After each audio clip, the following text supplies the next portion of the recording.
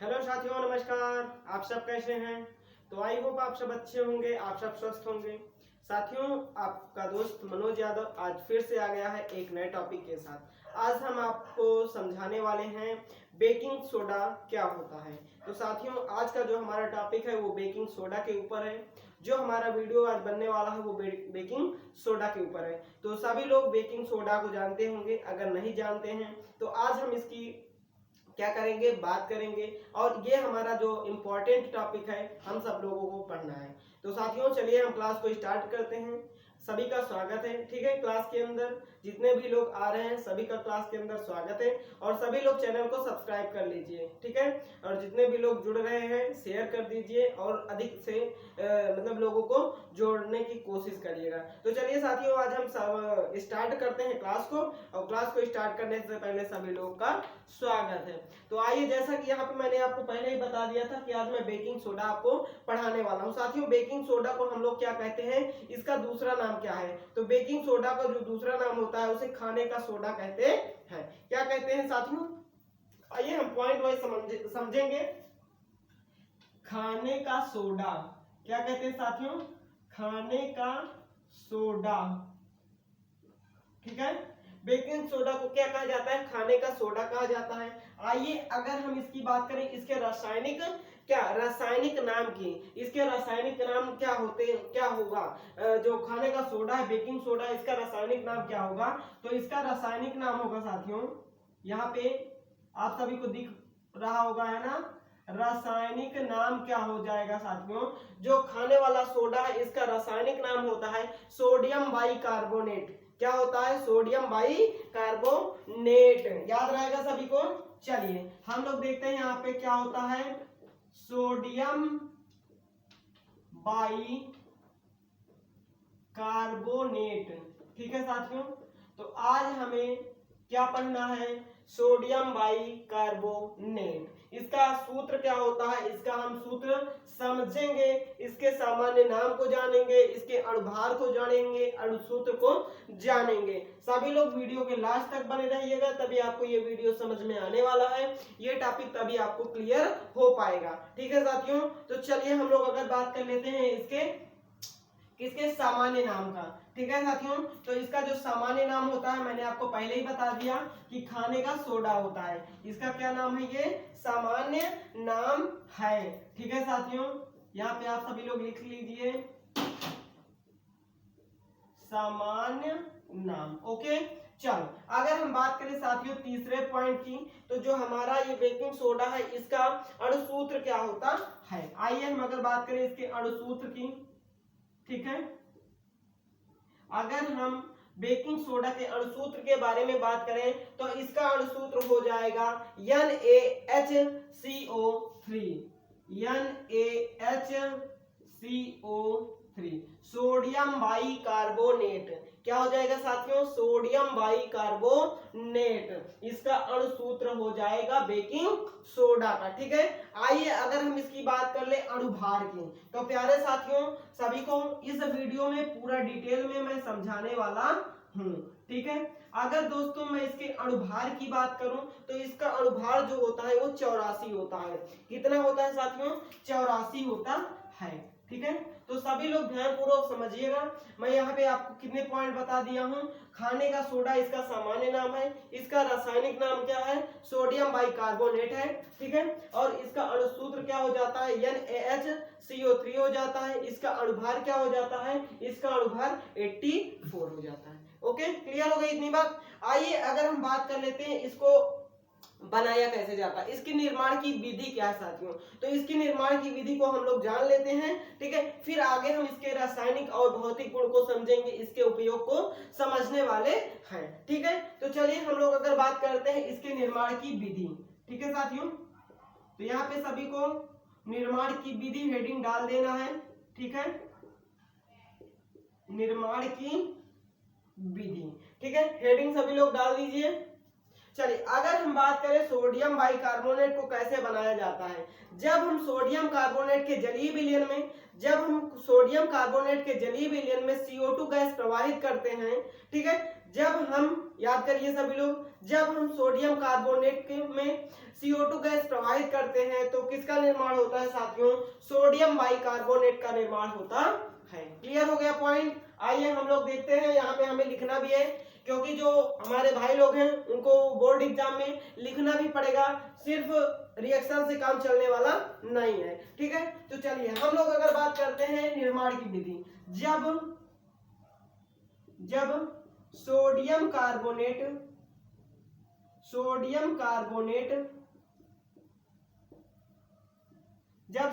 Carbonate ठीक है के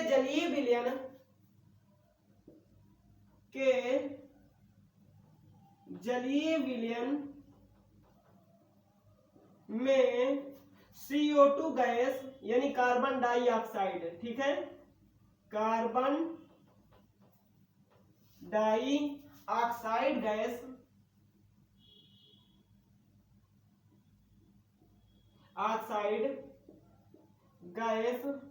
प्रवाहित करने पर क्या होता है साथियों, प्रवाहित करने पर सोडियम बाइकार्बोनेट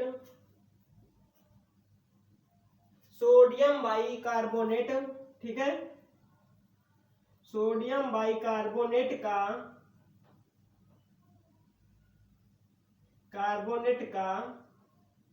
निर्माण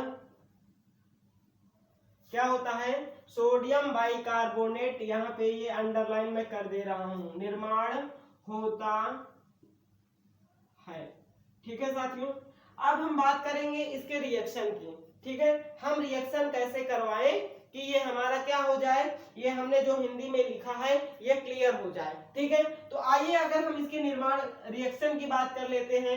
ठीक है, तो इसमें क्या हो जाएगा साथियों, जैसे कि मैंने आपको बताया Na2CO3 सोडियम कार्बोनेट के जलीय विलयन में अगर मैं एक्वस सॉल्यूशन में ठीक है क्या कर दूं, CO2 गैस प्रवाहित कर देता हूं तो क्या बनेगा, ठीक है, क्या बनेगा, यहाँ पे क्या हो जाएगा, एक्वस सॉल्यूशन है ना साथियों।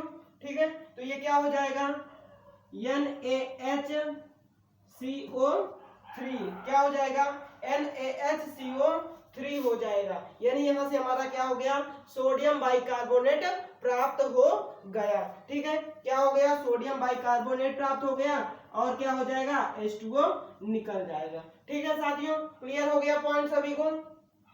ये हमारा क्या हो गया, सोडियम बाइकार्बोनेट, क्या हो जाएगा साथियों, सोडियम बाइकार्बोनेट।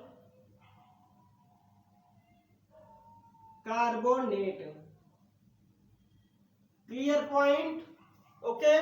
चलो साथियों, ये था सोडियम कार्बोनेट, जब हम इसको कार्बन डाइऑक्साइड की उपस्थिति में अभिक्रिया करवा दिए तो सोडियम बाइकार्बोनेट बन गया। ओके साथियों, सभी को ये पॉइंट क्लियर हो गया है, अगर क्लियर हो गया है तो आगे हम बढ़े। चलिए अब हम लोग बात करते हैं साथियों इसके बेकिंग सोडा के भौतिक गुण। ठीक है, क्या बात करने वाले हैं, बेकिंग सोडा के भौतिक गुण। ठीक है, चलिए हम लोग आगे बढ़ते हैं। चलिए साथियों, अगर हम बात करते हैं यहाँ पे बेकिंग सोडा के भौतिक गुण की, तो भौतिक गुण में ये क्या होता है साथियों, यह सफेद क्रिस्टलीय, कैसा होता है, सफेद क्रिस्टलीय होता है और यह क्या होता है, जल में विलीय होता है। तो आइए अगर हम बात कर लेते हैं भौतिक गुण की। ठीक है, भौतिक गुण किसके साथियों, बेकिंग सोडा के। ठीक है, क्या हो जाएगा, यह क्रिस्टलीय, यह ठोस क्रिस्टलीय होता है। कैसा होता है साथियों, यह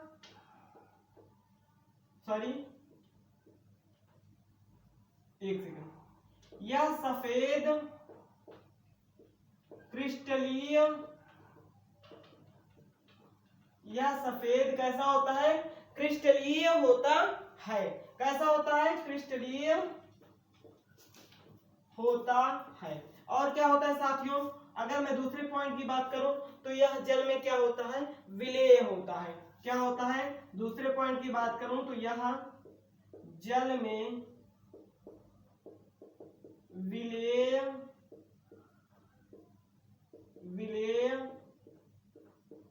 होता है। क्लियर हो गया सभी को। ठीक है साथियों, अब हम बात करने वाले हैं रासायनिक गुण की। ठीक है, तो बेकिंग सोडा का हमने भौतिक गुण समझ लिया है, अब हम रासायनिक गुण समझने वाले हैं। ठीक है, तो चलिए सभी लोग हेडिंग डाल दीजिए, रासायनिक गुण। ठीक है साथियों, चलिए अगर हम लोग यहाँ पर बात करते हैं इसके रासायनिक गुण की, तो इसके कई रासायनिक गुण हो सकते हैं। ठीक है, जैसे हम अपक्रिया करवाएंगे, जैसे हम अम्ल से अपक्रिया करवाएंगे या ऊष्मा उस पे देंगे। ठीक है, बेकिंग सोडा पे अगर हम उसको गर्म करते हैं तो क्या होता है, अगर तनु अम्ल देते हैं तो क्या होता है, तो ढेर सारी अपक्रिया अभी हम आपके सामने करवाने वाले हैं, तो सभी लोग वीडियो के लास्ट तक बने रहिएगा। चलिए अगर हम बात करते हैं पहले पॉइंट की, ऊष्मा का प्रभाव। ठीक है, ऊष्मा का प्रभाव क्या होगा, बेकिंग सोडा पर ऊष्मा का प्रभाव क्या होगा। अगर हम बात करते हैं ऊष्मा का प्रभाव की, जब हम बेकिंग सोडा को गर्म करते हैं तो क्या हो जाता है साथियों, जब हम बेकिंग सोडा को 100 डिग्री सेल्सियस से अधिक टेम्परेचर पर गर्म करते हैं तो क्या होता है, सोडियम कार्बोनेट में क्या हो जाता है, टूट जाता है, परिवर्तित हो जाता है। ठीक है साथियों, आइए हम लोग बात करते हैं यहाँ पे ऊष्मा का प्रभाव। ठीक है, जब यहाँ पे लिखना भी है आप सभी को, जब sodium bicarbonate, sodium bicarbonate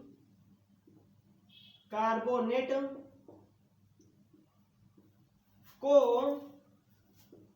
100 degree Celsius से अधिक, ठीक है, को सेल्सियस से अधिक ताप पर, अधिक ताप पर क्या करेंगे साथियों, जब सोडियम बाइकार्बोनेट को 100 डिग्री सेल्सियस से अधिक ताप पर गर्म करते हैं, ठीक है, या गर्म किया जाता है, गर्म किया जाता है, तो यह क्या हो जाता है, सोडियम कार्बोनेट में परिवर्तित हो जाता है।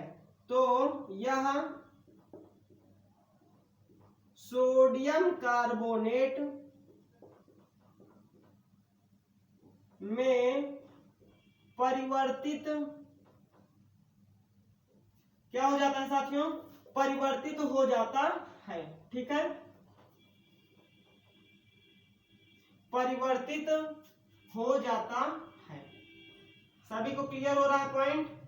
चलो अगर एक बार फिर से ध्यान से सुन लो, जब सोडियम बाइकार्बोनेट को 100 डिग्री सेल्सियस से अधिक ताप पर गर्म किया जाता है तो वह सोडियम कार्बोनेट में परिवर्तित हो जाता है। ठीक है साथियों, आइए हम इसके रिएक्शन को देखते हैं। ठीक है,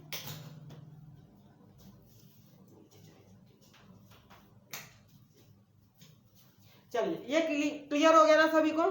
ठीक है, अगर हम बात करें इसमें रिएक्शन की, ठीक है, रिएक्शन जैसे हम करवाते हैं साथियों, क्या करवाएंगे, NaHCO3 क्या हो जाएगा साथियों, NaHCO3 हम क्या करेंगे, हीट देंगे, टेम्परेचर देंगे, तो ये क्या हो जाएगा साथियों, ये टूट जाएगा किसमें, Na2CO3 में, किसमें टूट जाएगा, Na2CO3 में, यानी सोडियम कार्बोनेट में क्या हो जाएगा, परिवर्तित हो जाएगा। ठीक है, और जो H2O है वो वाष्प के रूप में निकल जाएगा। ठीक है साथियों, क्या हो जाएगा, सोडियम कार्बोनेट,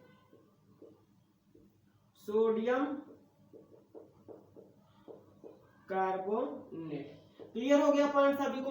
पहला जो ऊष्मा का प्रभाव मैंने यहाँ पे समझा दिया। ठीक है साथियों, ये है आपका सोडियम बाइकार्बोनेट। ठीक है,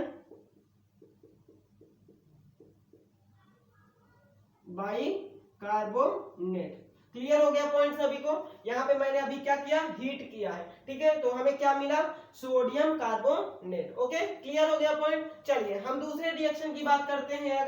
अगर हम दूसरे रासायनिक अपक्रिया की बात करें तो क्या होगा। चलिए साथियों, अगर हम बात करते हैं सोडियम बाइकार्बोनेट में जब क्या करें, जल अपघटन करें, तो ये क्या होगा, सोडियम बाइकार्बोनेट में हम जब जल अपघटन करते हैं तो यह साथियों क्षारीय विलयन में क्या होता है, परिवर्तित हो जाता है, यानी क्षारीय विलयन का क्या होता है, निर्माण होता है। आइए हम लोग देखते हैं। ठीक है, यहाँ पे सोडियम बाइकार्बोनेट को, sodium by carbonate, sodium bicarbonate का जलीय अपघटन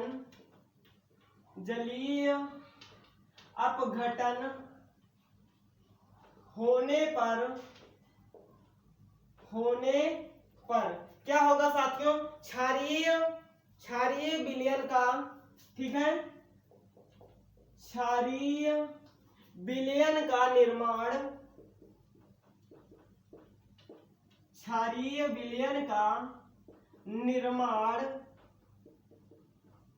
होता है। क्या होता है साथियों, क्षारीय विलयन का निर्माण होता है। ओके, समझ में आ गया सभी को पॉइंट। आइए हम इसके रिएक्शन को देखते हैं। इसमें रिएक्शन क्या हो जाएगी साथियों, मैं अगर बात करूं NaHCO3 की, ठीक है, जब मैं इसमें क्या करवा दूं, जल अपघटन करवा दूं तो क्या होगा, यहाँ पे ध्यान पूर्वक सभी लोग समझना, ठीक है। जब मैं इसमें क्या करवा दूंगा, जल अपघटन करवा दूंगा तो ये हो जाएगा NaOH, सोडियम हाइड्रोक्साइड, ठीक है, सोडियम हाइड्रोक्साइड, ये क्या है हमारा, क्षार है। क्या है साथियों, क्षार है, ठीक है। सोडियम हाइड्रोक्साइड और क्या प्राप्त होगा हमें, और हमें H2CO3 प्राप्त होगा। इसे कहते हैं कार्बोनिल, क्या कहते हैं साथियों, कार्बोनिल अम्ल,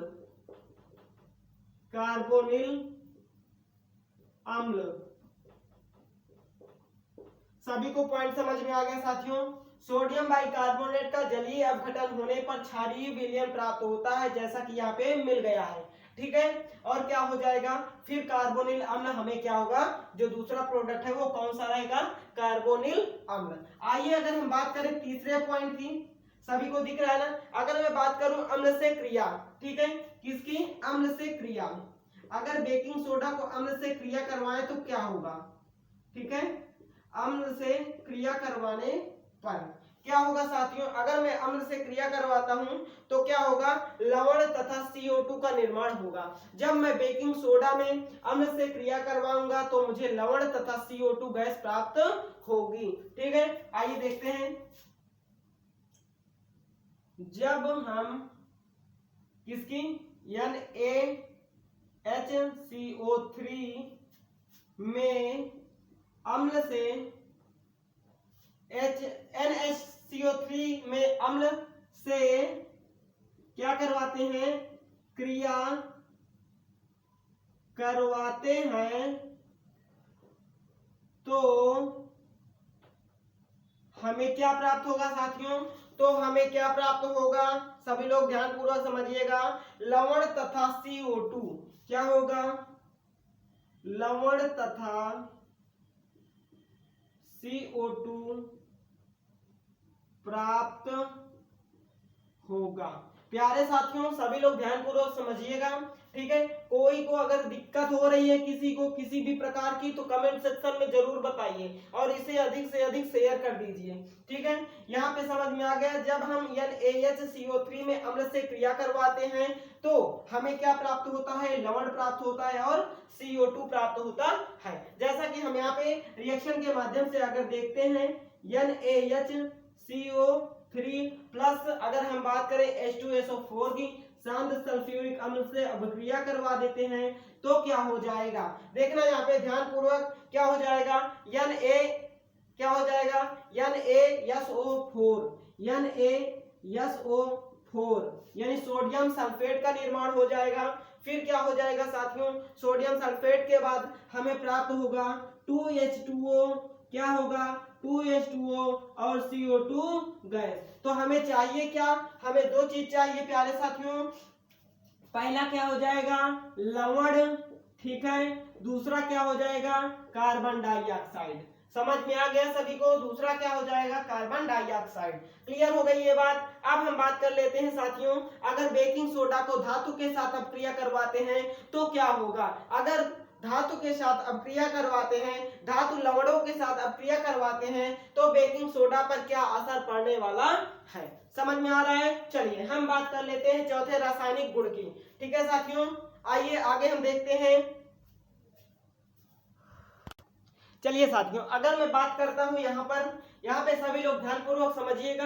अगर मैं धातु लवणों के साथ अब क्रिया करवाता हूं, किसकी, सोडियम बाइकार्बोनेट की, तो हमें प्राप्त होगा साथियों, क्या प्राप्त होगा, जैसे हमें कार्बोनेट क्या प्राप्त होगा, कार्बोनेट प्राप्त होगा उस धातु के साथ मिक्स।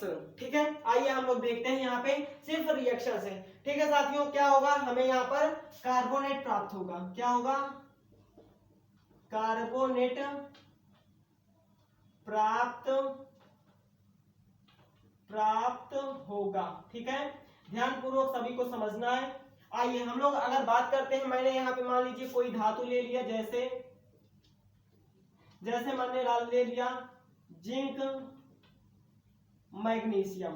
क्या ले लिया मैंने, जिंक और मैग्नीशियम। ठीक है, अगर मैं बात कर दूं यहाँ पे एक और ले लूं Pb, ठीक है, जिसे लेड कहते हैं।